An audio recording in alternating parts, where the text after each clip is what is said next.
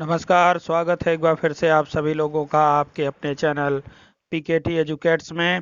मैं हूं डॉक्टर पवन तिवारी और एक बार फिर से मैं आपके सामने लेकर उपस्थित हुआ हूं हिंदी प्रैक्टिस सेट 29। लेकिन इससे पहले कि हम अपने इस प्रैक्टिस सेट के प्रश्नों की तरफ आगे बढ़ें, मैं आपसे एक महत्वपूर्ण बात साझा करना चाहूँगा कि टेलीग्राम पर हमारा अपना पब्लिक चैनल पीकेटी एजुकेट्स के नाम से है। यदि आप चाहें तो टेलीग्राम पर हमारे इस पब्लिक चैनल को फॉलो कर सकते हैं और हमारे इस चैनल के प्रत्येक अपडेट के साथ बने रह सकते हैं। तो आइए बढ़ते हैं आज के अपने इस प्रैक्टिस सेट के पहले प्रश्न की तरफ। आज का हमारा पहला प्रश्न है, हे खग मृग हे मधुकर श्रेणी, तुम देखी सीता मृग नयनी। इस पंक्ति में रस है। विकल्प ए है संयोग श्रृंगार, बी है विप्रलंब श्रृंगार, सी है करुण रस और डी है शांत रस। इसमें आपका सही जवाब है विप्रलंब श्रृंगार। जी हाँ, यह उस समय का प्रसंग है जब रावण सीता जी का हरण करके लेकर चला जाता है और बाद में राम और लक्ष्मण सीता जी को खोजते हुए जब वन वन फिरते रहते हैं और जंगल में सीता जी की तलाश में घूमते हुए वे पशु पक्षी और भौरों तक से सीता जी के बारे में पूछते हैं कि क्या उन्होंने सीता को देखा है।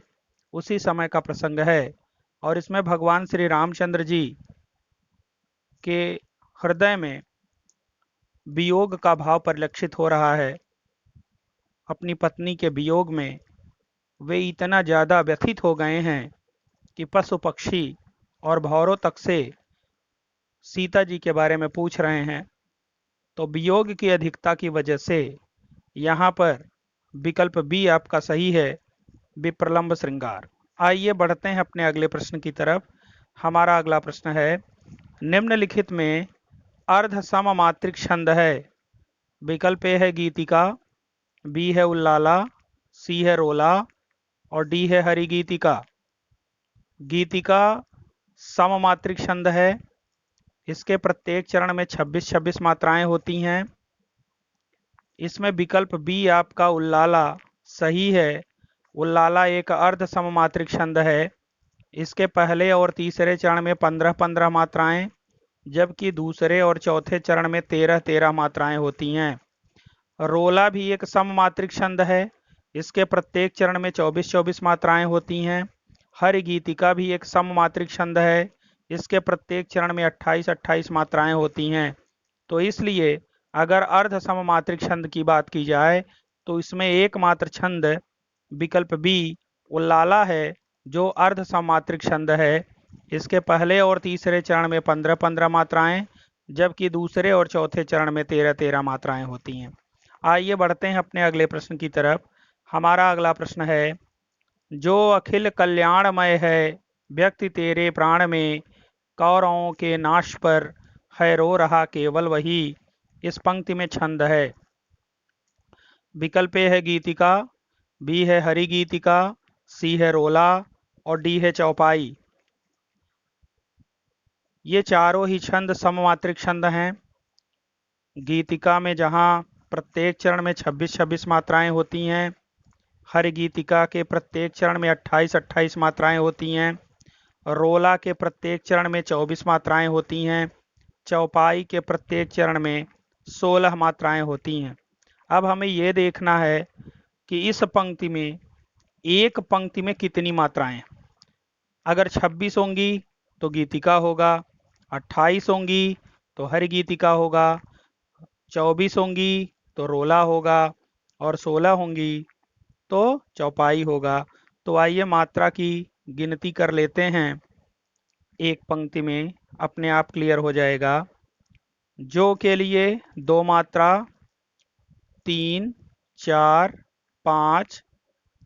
यहाँ पर संयुक्ताक्षर है इसलिए क के लिए 2, 2, 2, 3, 4, 5, 6, 7 और यहाँ पर आधा क त है, संयुक्ताक्षर है, तो व्यय के लिए भी 2, 1, दो, दो, दो, एक, दो। गिनती कर लीजिए।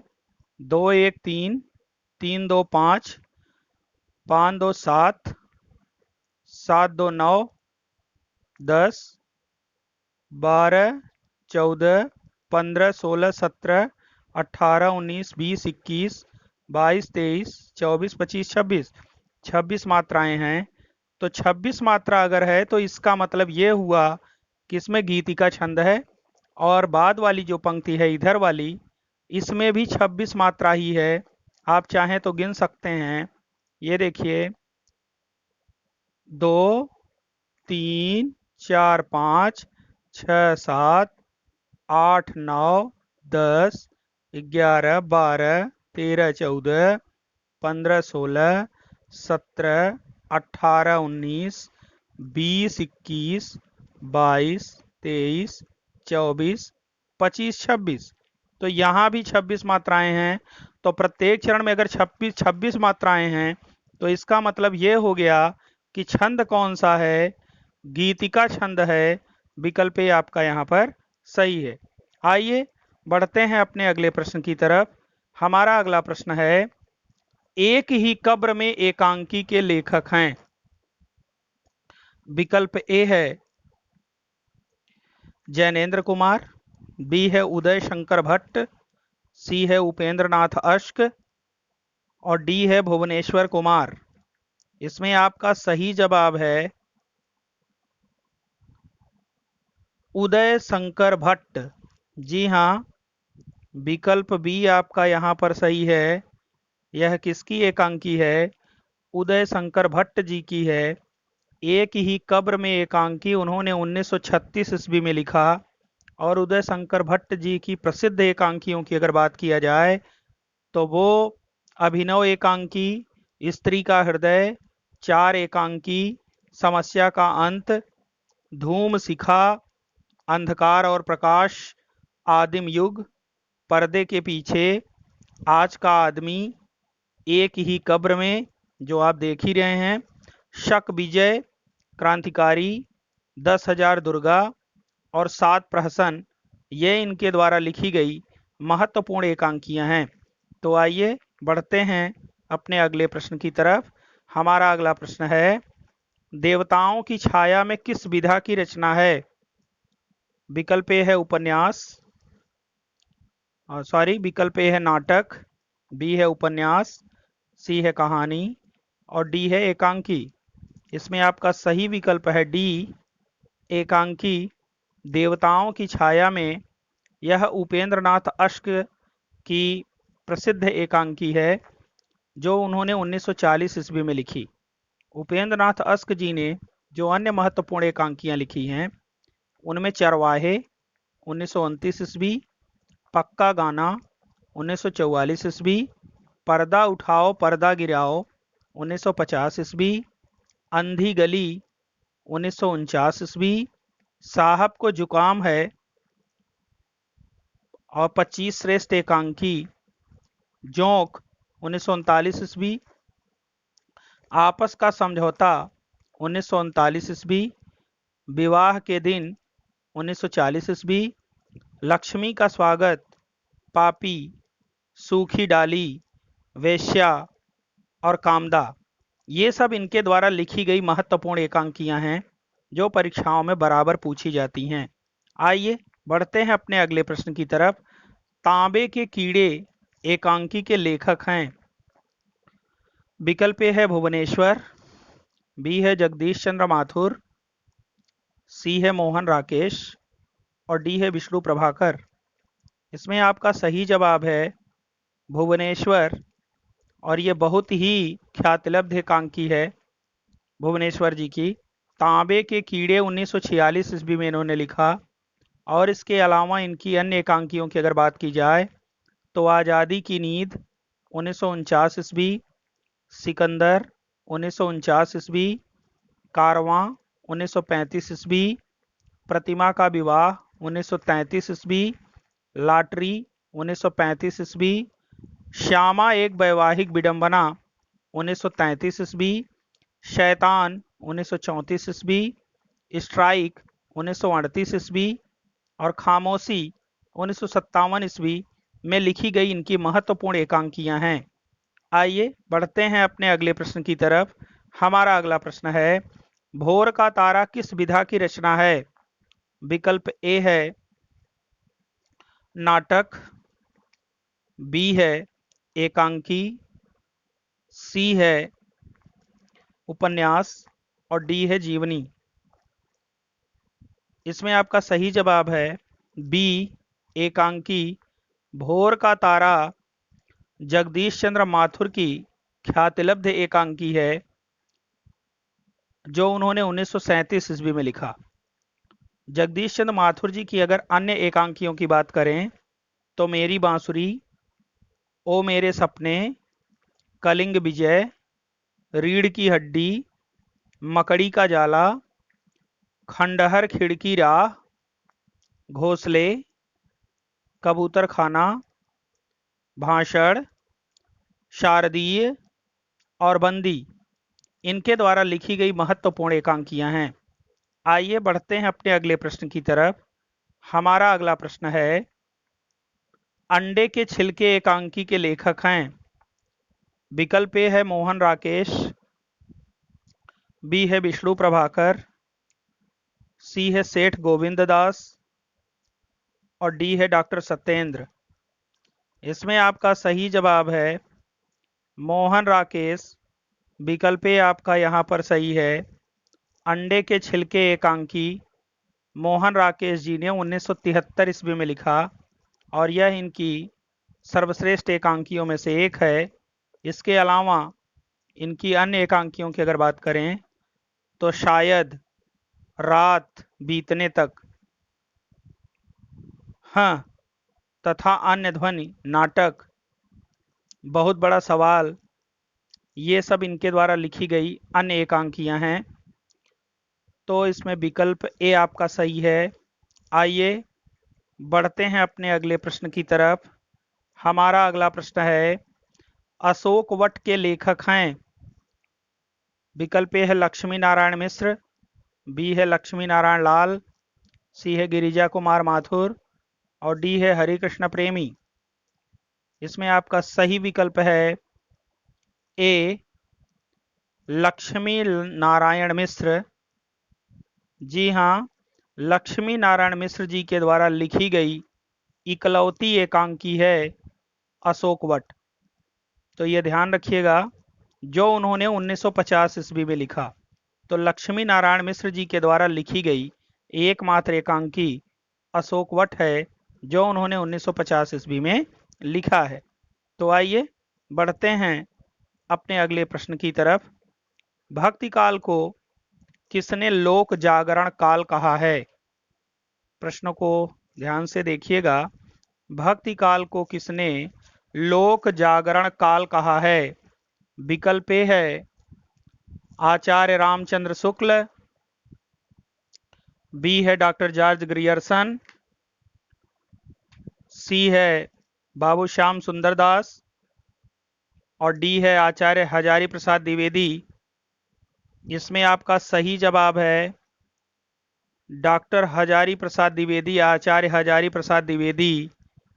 इन्होंने भक्ति काल को लोक जागरण काल कहा है, जबकि आचार्य रामचंद्र शुक्ल ने भक्ति काल को भक्ति काल कहा है।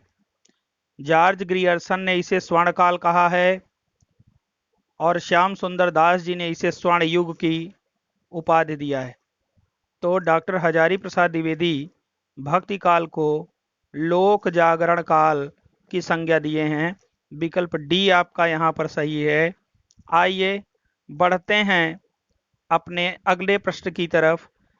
जय मयंक जस चंद्रिका के रचनाकार हैं? विकल्प ए है श्रीधर, बी है मधुकर भट्ट, सी है केदार भट्ट और डी है नल्ल सिंह। इसमें आपका सही जवाब है विकल्प बी मधुकर भट्ट। जय मयंक जस चंद्रिका के रचनाकार कौन हैं? मधुकर भट्ट जी हैं। और जय मयंक जस चंद्रिका 1943 ईस्वी में उन्होंने लिखा है। जी हाँ, तो विकल्प बी आपका यहाँ पर सही है। मधुकर भट्ट जी जय मयंक जस चंद्रिका के रचनाकार हैं। आइए बढ़ते हैं अपने अगले प्रश्न की तरफ। रचना और रचनाकार का कौन सा युग्म गलत है? विकल्प ए है विशल देव रासो, नरपति नाल, विशल देव रासो 1212 ईस्वी में नरपति नाल जी के द्वारा ही लिखा गया है, यह सही है। खुमार रासो 19वीं शती में दलपत विजय के द्वारा लिखा गया, यह भी सही है। हमीर देव रासो सारंगधर के द्वारा लिखा गया, यह भी सही है। लेकिन जयचंद प्रकाश, यह जो है श्रीधर के द्वारा नहीं लिखा गया है, बल्कि केदार भट्ट के द्वारा लिखा गया है। यहाँ पर यह ऑप्शन आपका गलत है। जयचंद प्रकाश किसके द्वारा लिखा गया है? केदार भट्ट के द्वारा लिखा गया है, जबकि श्रीधर ने रणमल्ल छंद लिखा है। तो इस नाते से विकल्प डी यहाँ पर मेल नहीं खा रहा है, यह सही युग्म नहीं है। तो विकल्प डी आपका यहाँ पर सही है। जी हाँ, आइए बढ़ते हैं अपने अगले प्रश्न की तरफ। परमाल रासों के रचयिता हैं। विकल्प ए है जगनिक, बी है नल्ल सिंह, सी है चंद बरदाई और डी है केदार भट्ट। इसमें आपका सही जवाब है जगनिक। आप जानते हैं परमाल रासों को आल्ह खंड के नाम से भी जाना जाता है। जगनिक ने 1930 ईस्वी में परमाल रासों को लिखा, जिसे आल्ह खंड के नाम से जाना जाता है। फिलहाल अब परमाल रासों का जो मूल प्रति है वह नहीं मिल पाता है। परमाल रासों में बहुत सारे प्रक्षिप्त अंश जोड़ दिए गए हैं, इसलिए इसकी मौलिकता धीरे धीरे समाप्त होती जा रही है। फिलहाल इसके रचयिता जगनिक हैं और परमाल रासों को आल्ह खंड के नाम से भी जाना जाता है। विकल्प ए आपका यहाँ पर सही है। आइए बढ़ते हैं अपने अगले प्रश्न की तरफ। विलोम शब्दों का कौन सा युग्म गलत है? विकल्प ए है आग पानी, सही है आपका ये विकल्प। बी है अर्थ अनर्थ, यह भी सही है। सी है देवता असुर, यह भी सही है। लक्ष्मी का रमा, यह विलोम शब्द नहीं होगा। विकल्प यहाँ पर आपका गलत है। रमा और लक्ष्मी दोनों एक दूसरे के पर्यायवाची शब्द हैं, इसलिए विकल्प डी आपका यहाँ पर सही है। शेष तीनों विलोम शब्द हैं एक दूसरे के, तो ए बी सी सही हैं, जबकि डी वाला युग्म गलत है। लक्ष्मी का रमा पर्यायवाची शब्द है, विलोम शब्द नहीं है। आइए बढ़ते हैं अपने अगले प्रश्न की तरफ। अनंग किसका पर्यायवाची शब्द है? विकल्प ए है महादेव, बी है कामदेव, सी है ऋषि और डी है रति। अनंग कामदेव को कहा जाता है। भगवान शिव ने कामदेव को अपने तीसरे नेत्र से भस्म कर दिया था और उसके बाद से कामदेव बिना अंग के हो गए और वह केवल जो है परोक्ष रूप से, अप्रत्यक्ष रूप से मनुष्य के हृदय में काम के रूप में वास करने लगे। तो कामदेव विकल्प बी आपका यहाँ पर सही है। कामदेव को अनंग कहा जाता है। आइए बढ़ते हैं अपने अगले प्रश्न की तरफ। जो युद्ध की इच्छा रखता है उसे क्या कहते हैं? विकल्प ये है युयुत्सु, बी है विजिगिषु, सी है जिजीविषु और डी है योद्धा। युयुत्सु, इसमें आपका विकल्प सही है। युयुत्सु उसे कहते हैं जो हमेशा युद्ध की इच्छा रखता है। विजिगिषु उसे कहते हैं जो जीतने की इच्छा रखता है और जिजीविषु उसे कहते हैं जो जीने की इच्छा रखता है।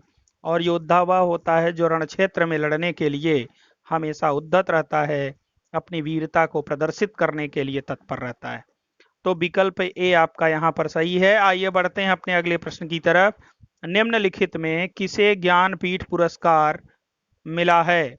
विकल्प ए है महादेवी वर्मा, बी है जयशंकर प्रसाद, सी है सूर्यकांत त्रिपाठी निराला और डी है हजारी प्रसाद द्विवेदी।